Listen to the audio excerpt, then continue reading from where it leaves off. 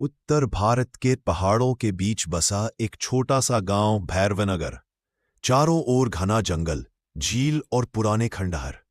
गांव में लोग मेहनती और सीधे थे, लेकिन पिछले कुछ सालों से वहां एक खौफनाक राज छुपा था। लोग कहते थे, संध्या के बाद घर से बाहर मत निकलना। गांव में खूनी आत्मा घूमती है। जो भी उससे टकराता है, सुबह उसकी लाश खेतों में मिलती है। गांव के बच्चे चुपचाप अपने घरों में दुबक जाते। औरतें दरवाजे बंद कर लेती। पूरा गांव डर में जी रहा था। एक रात रघु किसान की लाश कुएं के पास मिली। उसके शरीर पर नाखूनों और दांतों के गहरे निशान थे। लोग चिल्लाने लगे, ये जरूर उसी खूनी आत्मा का काम है। गांव के बुजुर्ग बोले, ये आत्मा किसी अधूरी इच्छा लेकर मरी और अब बदला ले रही है। परंतु अनिकेत, गांव का पढ़ा लिखा युवक, इन बातों पर भरोसा नहीं करता था। उसने कहा, यह सब अंधविश्वास है। कोई इंसान ये सब कर रहा है।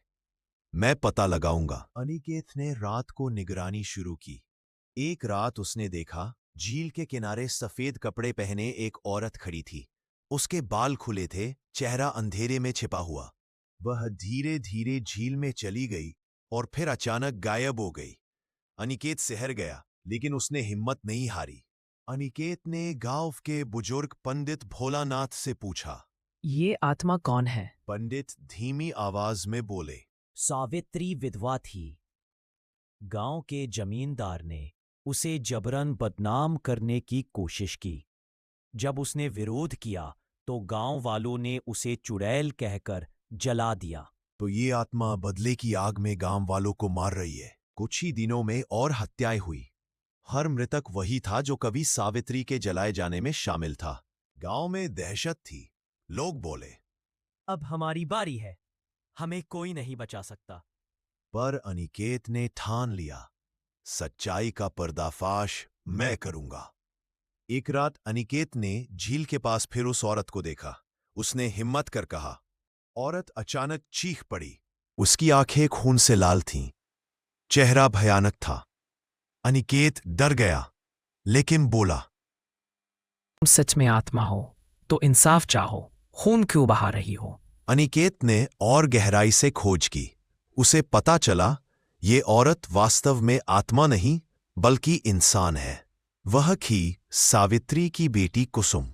जब सावित्री को जिंदा जलाया गया, तब उसकी छोटी बच्ची को अनाथालय भेज दिया गया था।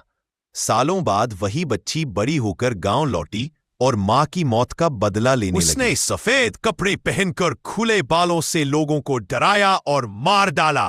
अनिकेत ने पूरे गांव के सामने सच्चाई उजागर की। ये कोई आत्मा नहीं बल्कि इंसान का लालच और पाप है, जिसने एक बेटी को खूनी बना दिया। कुसुम को पकड़ लिया गया। वह रोते हुए बोली, मैंने खून किया क्योंकि मेरी मां को इंसाफ नहीं मिला। गांव वाले शर्म से झुक गए।